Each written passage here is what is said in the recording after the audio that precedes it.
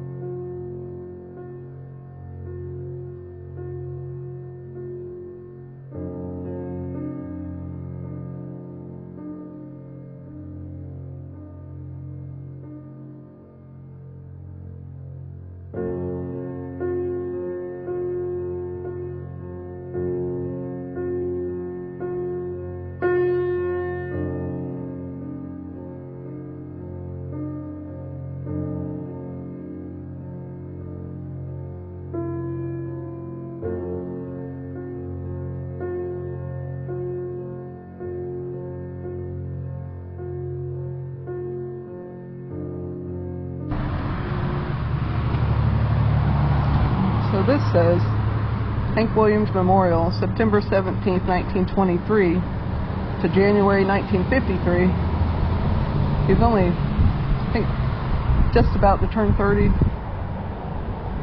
So on January 1st, 1953 in Oak Hill, West Virginia, here, Hank Williams Sr. made his last stop on his last tour. This memorial is dedicated by his fans who wish to keep his memory and music alive forever. Mom was a big fan. It's a pretty tragic story. You know, I mean, he had some addiction problems, but kind of why I wanted to do the story was because of the undercurrent to this story that a lot of people don't talk about. Legendary country singer Hank Williams Sr. died at the age of 29 from hemorrhaging in his heart and the insufficiency of his right ventricle. This is an accepted story of how Hank Williams died in West Virginia on his way to a New Year's show, but some think dun, dun, dun, that this isn't the real story, and I'm going to tell you why. Some think that Hank Williams died at the Andrew Johnson Hotel in Knoxville, Tennessee, under questionable circumstances. But the accepted story goes that just before dawn on New Year's Day in 1953, a baby blue Cadillac pulled into the Pure Oil gas station on the south end of Oak Hill. And in the back seat lay country music superstar Hank Williams. He had been dead for several hours already. He had rigor mortis, probably from an accidental overdose of morphine and whiskey. But let's play devil's advocate for a moment, shall we?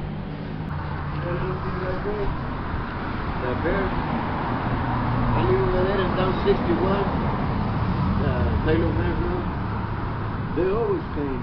I'm sure I don't want him here too. Yeah. Pretty neat. He needs glasses. Thank you. Thank you. You have a good day. He needs a pair of glasses, don't Yeah. he? Whoever did this did a really good job. He actually looks fuzzy. He does. So we're at the Hubert E. Jones Library in Oak Hill, West Virginia. You notice the big tank? You can see the Yeah, water I got the Oak Hill tank. It looks like people's been doing stuff here. Yeah. But I'm going to tell you Hank Williams' story of what some people think happened and tell you why.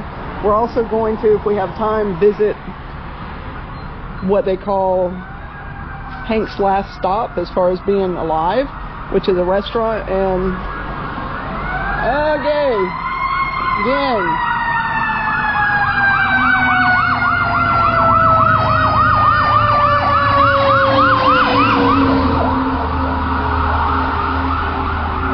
So it is very loud here, so we're gonna get out of here and tell you more about Hank at our next Williams stop. at our next stop.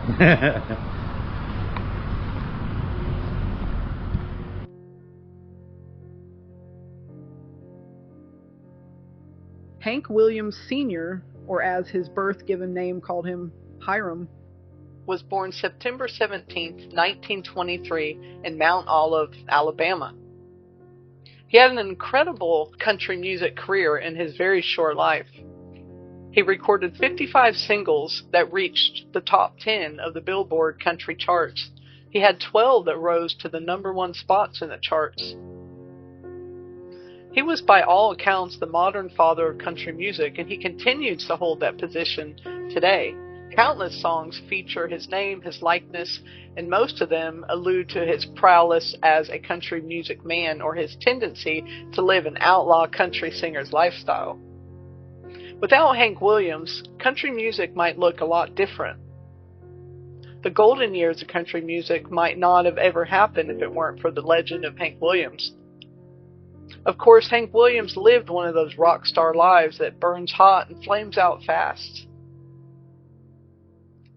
So as I went through earlier the accepted story of Hank Williams' death, of how he died in his baby blue car somewhere between the restaurant that we're going to visit a little later and the gas station next to the library. The gas station's now gone, by the way. So Hank was supposed to perform in Charleston, West Virginia on New Year's Eve 1952. Unfortunately, Nashville, Tennessee was in the middle of an ice storm, so the country singer couldn't fly to the venue. Instead, he hired Charles Carr, a college student, to drive him from Nashville to Charleston, so he'd make the performance on time. So Charles and Hank arrived in Knoxville, Tennessee at the famous Andrew Johnson Hotel on Gay Street just after 7 p.m. Hank checked into the hotel and immediately went up to his room. By this time, Charles had realized that they wouldn't be able to make the show in West Virginia, so he called the venue to relay the bad news and tell them the job was to go ahead and take Hank to the next show in Ohio. At the Andrew Johnson Hotel, Hank ordered steaks to be delivered to his room. He also requested a doctor. He was complaining that the effects of the combination of chloral hydrate and alcohol he'd consumed before arriving in Knoxville was giving him problems. So he wanted something to counteract the concoction. So along comes Dr. P.H. Cardwell. He injected Williams with 2 shots of B12 that were mixed with some morphine. So I'm sure you can see the problem here. Around 10:45 p.m., Hank and Charles checked out of the Andrew Johnson Hotel the same night. Hotel workers had to carry Hank out to his car before the two men ventured off towards Ohio.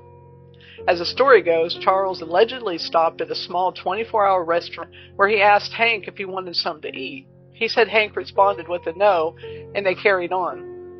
In Oak Hill, West Virginia, Charles stopped to fill up at a local filling station. This was when he noticed Hank Williams unresponsive in the back seat. Apparently, rigor mortis had already set in by this time. I'm going to show you a problem with that when we get to the restaurant that he supposedly was asked if he wanted something to eat. So the local coroner, who spoke almost no English, performed an autopsy in which he found hemorrhaging in Hank's heart, probably caused by weakness in his right ventricle. From there, the story had been settled by the media and those that were there in Hank's final moments. So we all know that many celebrities have died under peculiar circumstances. This is certainly the case when it comes to young celebrities and musicians who die before their time. Conspiracies then take over from there, offering a host of alternative answers for the person's death in hope that it seems like there's a reason for it. But the truth is, in most cases, there is no conspiracy, just death and addiction. But in the case of Hank Williams' death, it isn't a conspiracy either, but there is definitely some people making moves in the background while his death was being played out. To see the full picture of Hank's death, we have to start at the end in West Virginia. When Charles, Hank's driver, was being interviewed, he left out a couple of interactions he had that were suspicious. Charles said he discovered Hank's lifeless body in Oak Hill at a filling station when he noticed Williams' blanket had fallen off, revealing a cold, dead hand. While there is evidence he stopped at the station, it was found that he stopped at another gas station prior to the one in Oak Hill, not that far away. The attendant there recalls that he told Charles that he had a problem, referring to the lifeless body of Hank Williams before Charles claimed to have discovered that Hank was dead. Why would Charles leave out these stops and interactions? Was he hiding something, or was he just scared? Unknown for some time by both West Virginia investigators and the public was that Charles and Hank were pulled over just outside of Knox County about 1 a.m. that night. A Tennessee highway patrolman wrote Charles a ticket for excessive speed and instantly noticed the body laying in the back seat. According to the patrolman, Swan Kitts told Charles that Williams appeared to be dead. Charles simply responded by saying Hank had been given a sedative by a local doctor and he was just resting. The police officer said that he bought this. So Charles and Hank continued until Charles allegedly discovered Williams' death way later in West Virginia.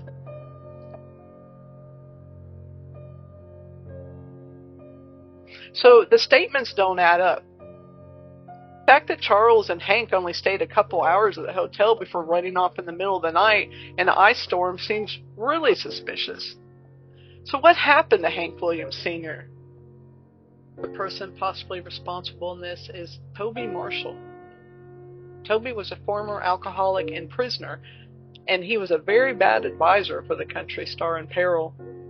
Hank Williams and his mother were easy prey for a man who's looking for some money. Hank Williams got surgery in Vanderbilt Hospital in Nashville that didn't turn out to be successful. His backache was still there, and alcohol was a bad painkiller. So Hank Williams now and then took a shot of morphine from local doctors. When he met Toby Marshall, Hank Williams and his mother believed he could help them. Toby had an illegal diploma from the Chicago University of Applied Sciences and Arts, which he had bought from a traveling salesman at a filling station. He pretended like he was a doctor, sort of like a therapist to Hank Williams and his mother.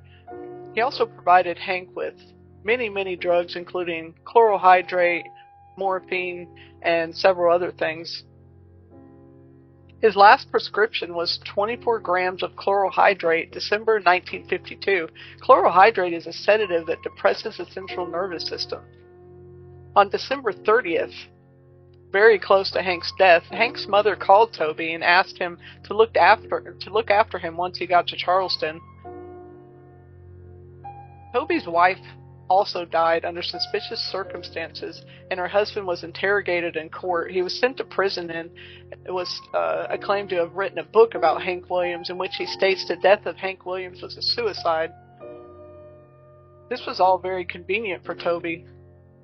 Long story short, Toby definitely probably had a hand in the demise of Hank Williams in one way, shape, or form. If anything, he was at least gas to the fire in what had become Hank Williams' sort of addiction. So what a lot of people think is this, and you decide what you think. Hank Williams died in Knoxville, Tennessee at the Andrew Johnson Hotel sometime in the evening hours of New Year's Eve, 1952. Most of the evidence points to this being a very likely scenario. It's amazing, actually, what people will believe and put up with because they just don't want to be involved. Just make this problem go out of my face so I can move on with what I'm doing. Finally, the police officer who pulled Charles over just outside of Knox County told Charles his passenger looked dead. What are the chances that Hank was actually alive in that car on the way to West Virginia? Well, it's not very high. And why would Charles not check on Hank after the officer said that he looked really bad? Did he already know Hank was dead when they left Knoxville? Most likely. Charles most likely knew that Hank had died in the Andrew Johnson Hotel that night. But why the cloak and dagger routine? So what do you think? Leave a comment in messages and tell me what you think about this story.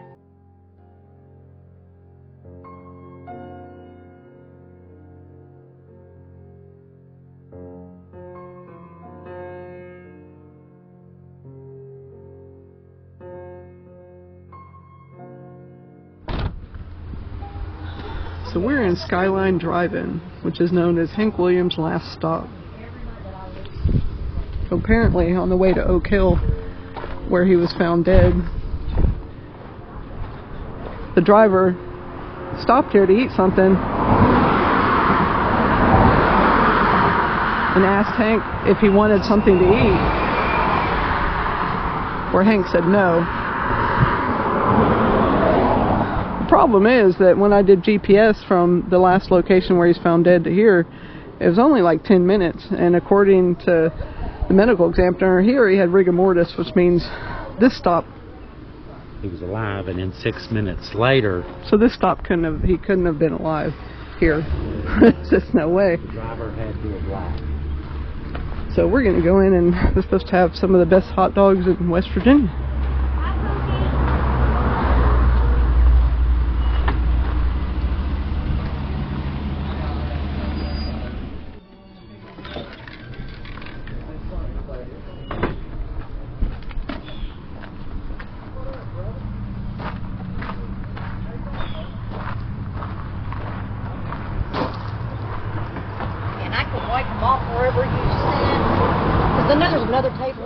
So we're eating outside, but it is very laid back here.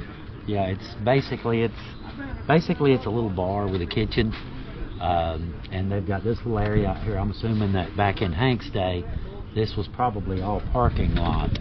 Right. The weird thing about it, you know, the drivers, you know, like Heather explained, the driver's numbers, his mileage, his numbers, his time, it don't add up.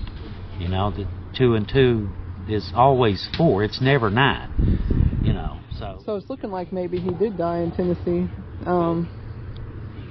The doctor gave him 2 shots that had morphine in them, and he probably overdosed.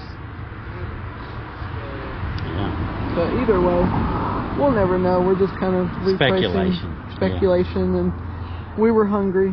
Yeah. So we'll see what happens with this food. Yeah. Supposedly, what was it? The second best hot dogs in the state or something? Something like that, yeah. Yeah. So we're going to find out, ain't we? Well, that was fast. Well, you're sure fast. What, baby? Said you're fast. Oh. Oh, okay. I don't work here. That's probably why I'm fast. Thank you. Her girl quit on her, so, and they didn't have onion rings, so. Okay. Whatever's fine. Appreciate I'll bring it out as soon as it gets done. Y'all need anything else right now? No. Okay. Good to go. Thank you.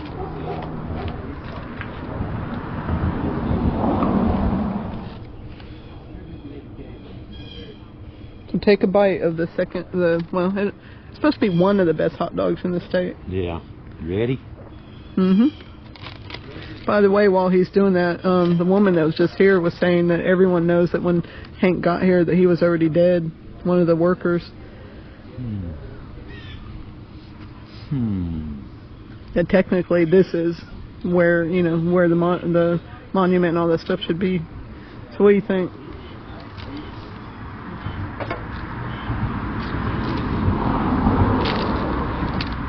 Needs to be a little hotter. Was it good?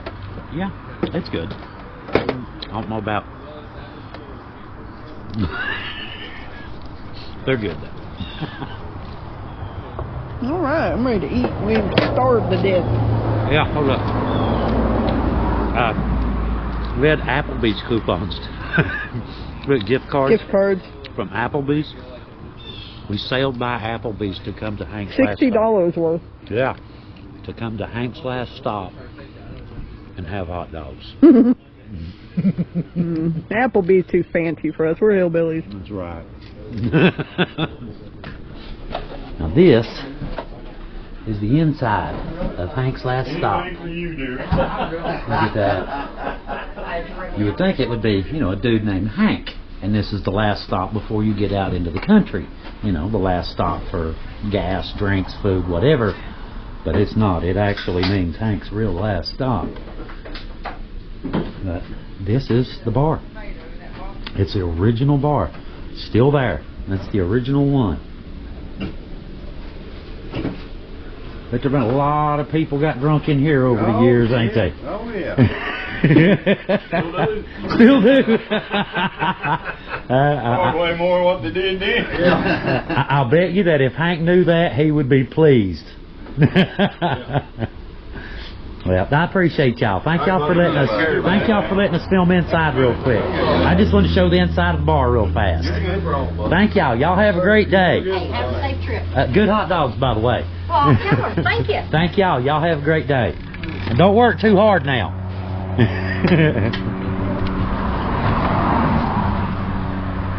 A true one of a kind, guys. Hank's last stop. A true one of a kind slice of real Americana. How cool is that? Burgers, barbecue, and hot dogs. That is wild, isn't it? Just a little tiny place beside the road that you would drive. We drove right by this yesterday. Going to Thurmond, we drove right by this place and happened to look, you know, coming back up. Well, that's it. That's it. We got to stop there and have hot dogs.